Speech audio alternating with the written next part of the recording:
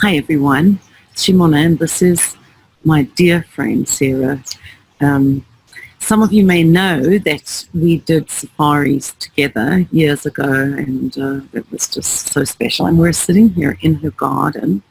You may hear the pond in the background, and there are strelitzias and other South African flowers. This is one of my favorite places to be, one of my happy places and peaceful places, and I'm so glad to have you here. We're speaking about Sara's book on prayer. She wrote a book, Beloved of the Soul, that I was privileged to be somewhat involved in, and really here's a copy of the book, and it is, I want you to tell the story of what Lena said in a minute, but it is one of the most beautiful books I have ever seen. I mean, just look at that. Look at how gorgeous that is. And we're going to be going through it and speaking a little bit about prayer. So firstly, Sara, welcome. Thank you. It's just such a pleasure to be with you. Thank you. So tell everyone a little bit about your davening in this garden, your praying in this garden, and your minchas and your love of prayer. So when I was, I can't remember how old, I must have been about 24, 25. I loved traveling. I wanted to travel everywhere in the world with a backpack. I did that in Europe, and then I went on to America.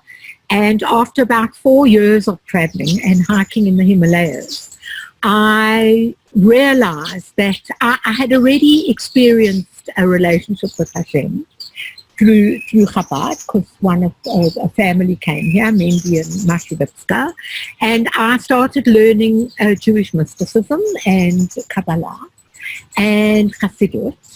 And I realized... This was before you went to? This is before I went, yes. And I realized I had such an intense experience of being held in Hashem's arms while I was traveling. You know, you would wake up every morning and I didn't know where I was going to sleep that night, but there was no fear at all. There was just an absolute trust that I was being held and looked after, and whatever I needed would appear. And it did do that for 4 years, every single night. So after that experience, it became clear to me, which was a real awakening. My inspiration and my connection to Hashem started waning a bit. It felt like it wasn't as strong as it used to be. And I understood that it's wonderful relying on Hashem and the nurturing, holding, caring space, but actually it was time for me to put something in the relationship. Not only to be on the receiving end and in love, because the love waned a bit. And it was then that I decided that actually it was time to keep Shabbat. And that took me a long time from my first encounter to that.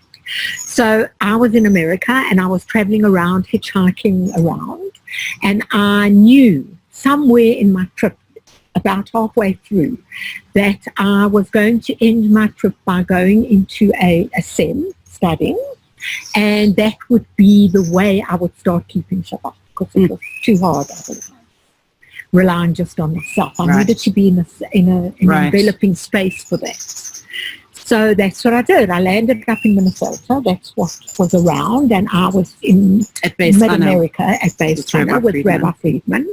And so I started, I walked in there with all the other young women, because it was August, everyone's on holiday, and I was older than most of the this was Hashem's favorite prayer, only because it was a sign of commitment and desire on our part to connect. I was so struck by that.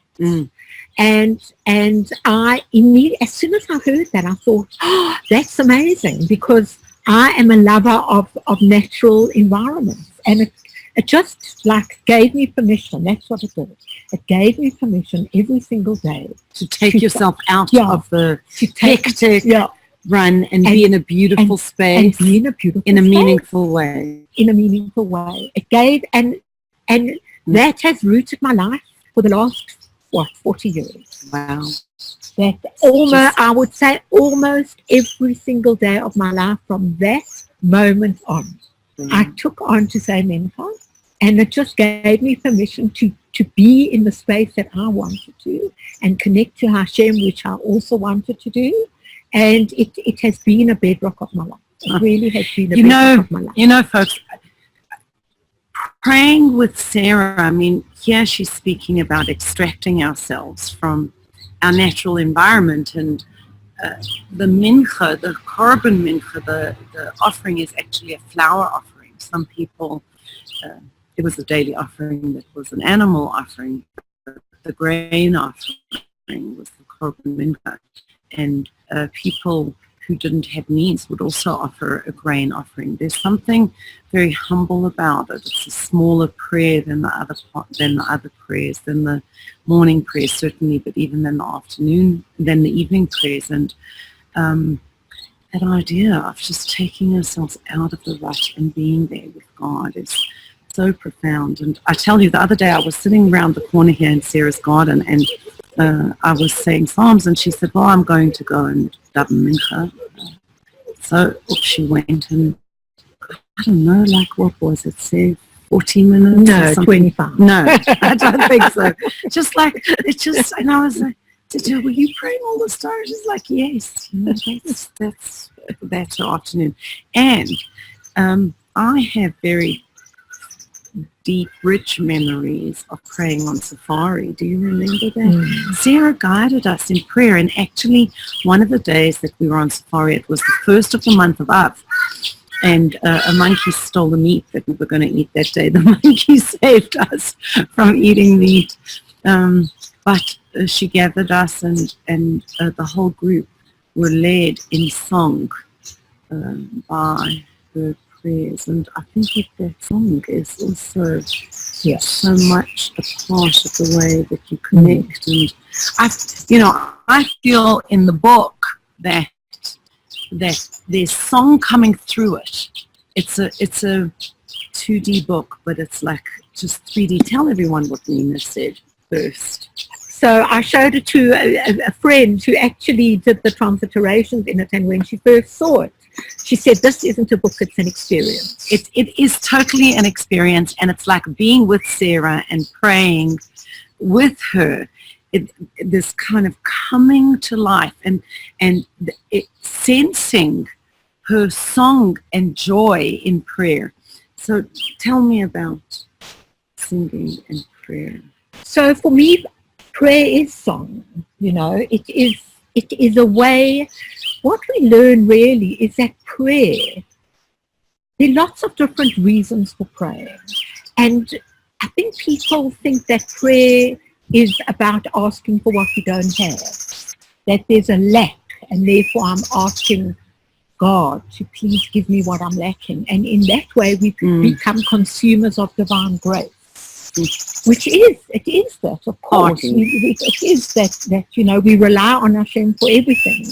And so, in a sense, there's a humility of saying, I know this comes from you, and I want it so badly, and therefore, as part of prayer, and this is the place of the Amidah, we actually, the standing prayer, we are actually visualizing the world that we want, but also that Hashem wants. There's a sense of wholeness, and we are the ones who are noticing what's lacking in the wholeness of the world. And so by us asking for it, we are bringing it down. We become agents of repair. Exactly, and agents of joy, and agents of wholeness, shalom. One of the things that I'm thinking as you speaking is how different our experiences of prayer are. One of the things that comes across in the book is that prayer is also very much a service of the heart. And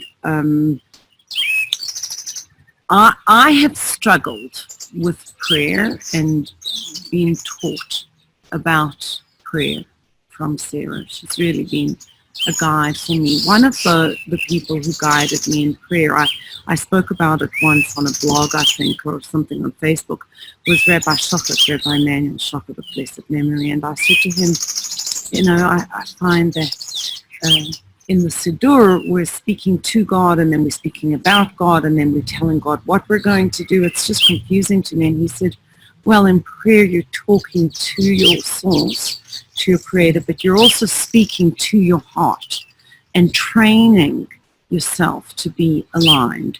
So that was a very big breakthrough for me. But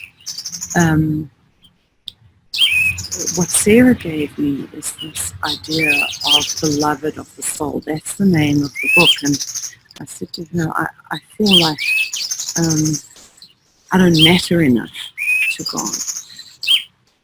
I know conceptually I do, but that feeling of like, oh, okay, now I'm going to say these words, and that's really going to give you nafas, give you pleasure, is something that was more difficult. And you seem to have that so strongly.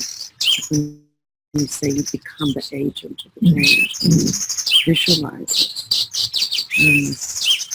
What is your experience of being beloved by God, and that He is your beloved, like Lechadovi? Well, we know that our soul is a part of God. So that soul that is within us, and there's the Siddur of the prayer book is written explaining the 5 parts of the soul that we have. And that's, I think, one of the most meaningful parts of the Siddur. Aspects of the Siddur is that I explain the 5 different levels of our soul that we have. So we have a soul that's invested in our physical, and a soul that's invested as our emotions, and a soul that's invested as our thought processes and our understanding. And then we have a part of soul that's in a sense our auric field. It's above us. It's transcendent, and it has so much knowledge about who we are that we don't really access when we're fully involved in the mundane material world, because we're cut off from it. And for me, that's the joy of prayer, of Mincha, is you go out of the mundane, your 3 levels that are within you all the time. You're always thinking, and you're always feeling, and you're always doing. And you go out for 20 minutes and you quieten yourself and open a space above you where you are able to access the higher, the transcendent level of your soul. And in that prayer, that part of the soul speaks to you and informs you about who you are and what you really want.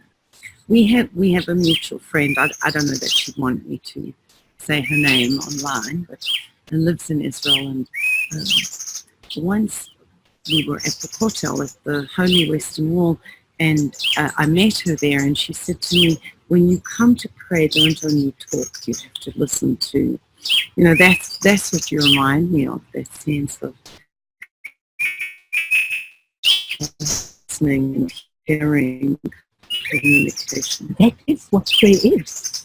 When you say it's a service of the heart, when we go into prayer, and certainly in the Amitabha standing prayer, when you take 3 steps back and 3 steps forward, you're actually physically changing your space. And so that's where song also comes in for me, but I'll come into that.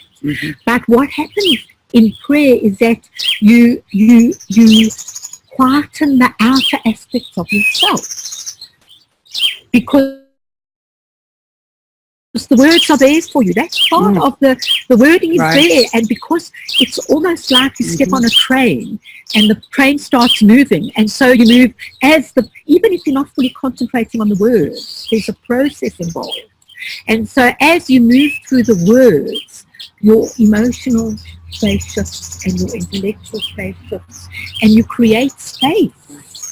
I believe that your higher level, the 4th level, is really the space where that's our soul print. We have fingerprints, but we also have a soul print, and our soul print is not easy to identify.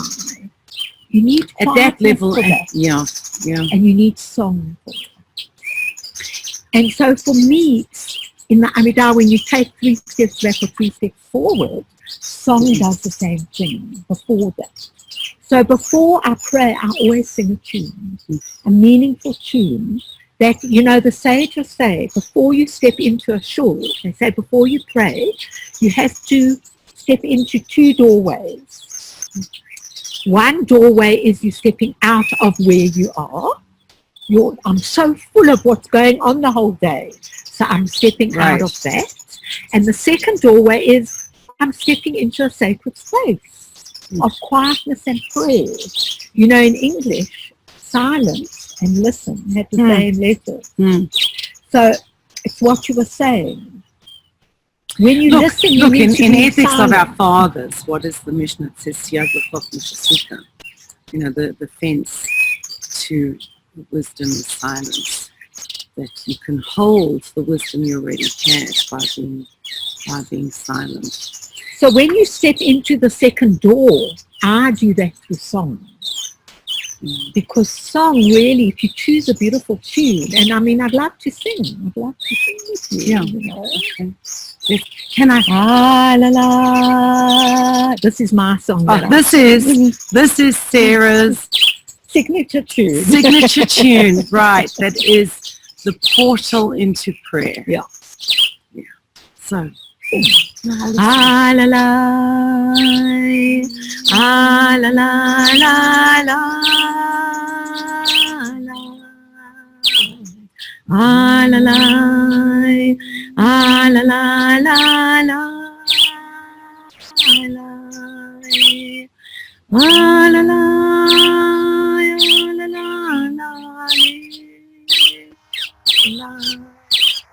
ah la la.